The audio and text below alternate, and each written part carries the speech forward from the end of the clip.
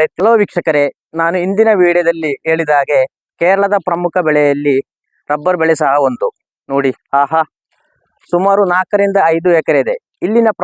ಇಲ್ಲಿನ ರೈತರ ಪ್ರಮುಖ ವಾಣಿಜ್ಯ ಬೆಳೆ. ಪ್ರಾಚೀನ ಕಾಲದಲ್ಲೇ ಇಲ್ಲಿ ಬೆಳೆಯುತ್ತಿರುವ ಪ್ರಮುಖ ಬೆಳೆಯಲ್ಲಿ ರಬ್ಬರ್ ಬೆಳೆ ಸಹ ಒಂದು. ಕೇರಳದ ಪ್ರಮುಖ ಆದಾಯದಲ್ಲಿ ಒಂದು. ನೋಡಿ, ನೀವು ಇಲ್ಲಿ ನೋಡುತ್ತಿರುವುದು ರಬ್ಬರ್ನ ಹಾಲನ್ನು ತೆಗೆಯಲು ಇವರು ಕಟಿಂಗ್ ಮಾಡಿದ್ದಾರೆ. ಇದನ್ನು ಮಿಷಿನಿನ ಸಹಾಯದಿಂದಲೂ ಮಾಡುತ್ತಾರೆ, ಚಾಕುವಿನ ಸಹಾಯದಿಂದಲೂ ಇಲ್ಲಿ ಮಾಡುತ್ತಾರೆ. ನೋಡಿ, ಇದರ ಮೂಲಕ ಈ ಹಾಲು ಈ ಚಿಪ್ಪಿಗೆ ಬೀಳುತ್ತದೆ. ನಂತರ ಇದನ್ನು ಒಂದು ಬಕೆಟಿನಲ್ಲಿ ಸಂಗ್ರಹಿಸಿ ಶೀಟನ್ನು ಮಾಡಿ ಕಾರ್ಖಾನೆಗೆ ರವಾನಿಸುತ್ತಾರೆ. ರಬ್ಬರ್ ಮರಕ್ಕೆ ಹಾಕುವ ಗೊಬ್ಬರ.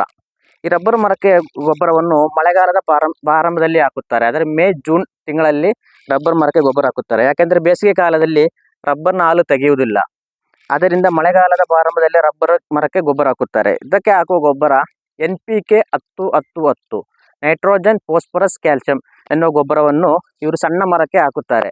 ದೊಡ್ಡ ಮರವಾದರೆ ಫ್ಯಾಕ್ಟಂಬೋಸ್, ಪೊಟ್ಯಾಷ್ ಇದನ್ನು ಮಿಕ್ಸ್ ಮಾಡಿ ರಬ್ಬರ್ ಮರಕ್ಕೆ ಹಾಕುತ್ತಾರೆ. ಸುಮಾರು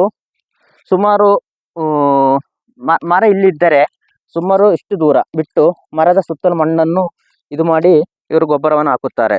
ಓಕೆ ಫ್ರೆಂಡ್ಸ್, ಇದು ಅಲ್ಲದೆ ಸಾವಯವ ಗೊಬ್ಬರ, ಸಗಣಿ ಗೊಬ್ಬರ, ಕೋಳಿ ಗೊಬ್ಬರ ಇದನ್ನು ಸಹ ಇಲ್ಲಿ ಹಾಕುತ್ತಾರೆ. ಸಾವಯವ ಗೊಬ್ಬರ ಹಾಕಿದ ಸುಮಾರು 1 ತಿಂಗಳ ನಂತರ ಈ ಇಂಗ್ಲಿಷ್ ಗೊಬ್ಬರವಾದ ಫ್ಯಾಕ್ಟಂಬೋಸ್, ಯೂರಿಯಾ, ಪೊಟ್ಯಾಷನ್ನು ಹಾಕುತ್ತಾರೆ. Okay friends,